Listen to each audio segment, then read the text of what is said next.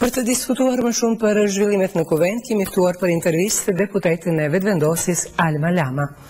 Zëni Lama, mirë se erdhët. Mirë si u gjeta. Atëherë pse braktizet sot seancën e kuvendit? Po mendoj ndoshta duhet të bëjmë një korrigjim të kronikës që ju sapo transmetua.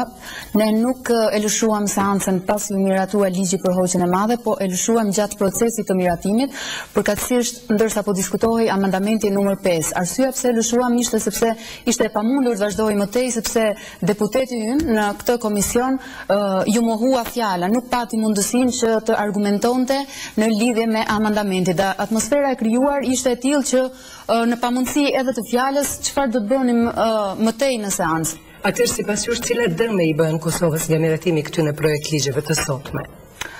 Mendoj që dëmet shihen që nga mënyra se si po miratohen këto ligje, nga mënyra se si bëhet presion, siç e pat sot ju rekomandua deputetëve se si të votojnë madje me shkrim, gjë që është një akt tepër skandaloz, sepse deputeti i bindet vetëm ndërgjegjes dhe bindjeve të tij dhe askujt tjetër.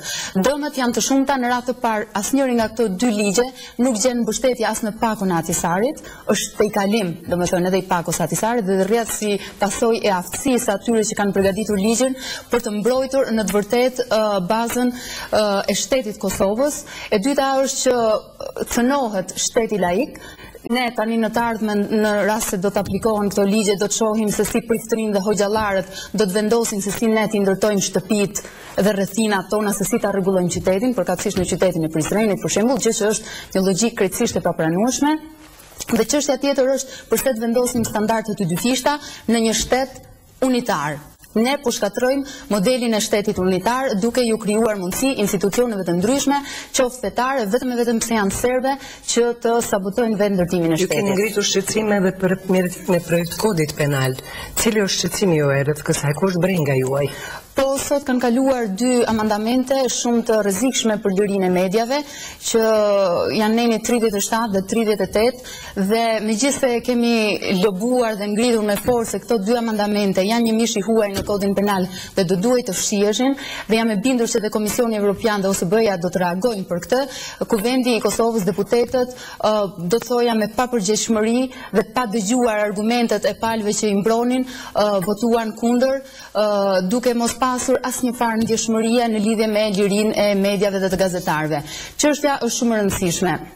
Neni 37 i mundëson strukturave, qeverisë, pushtetit, kushdo qofshin ata, që të ndëshkojë gazetarët. Në çfarëdo lloj rasti ti ndëshkojë, sepse argumentet ngelen gjithmonë të diskutueshme se kur mund të ndëshkohen, madje jo vetëm gazetarët, por redaktorët, kryeredaktorët, botuesit deri edhe ata që i shtypin me gazetat. Ndërkohë neni 38 ka të bëjë me nxjerrjen e burimit të informatës, që do të thotë që sot u votua që gazetari të luajë rolin e policisë. Ose në rast se nuk e luan atë rol, gazetari të përfundojë në burg, sepse nuk do të pranonte që të nxirrte burimin e informacionit. Zonja Lama, ne ju falenderojmë për shkak të kohës, për gjitha këto sqarime që na i bët. Okej, faleminderit.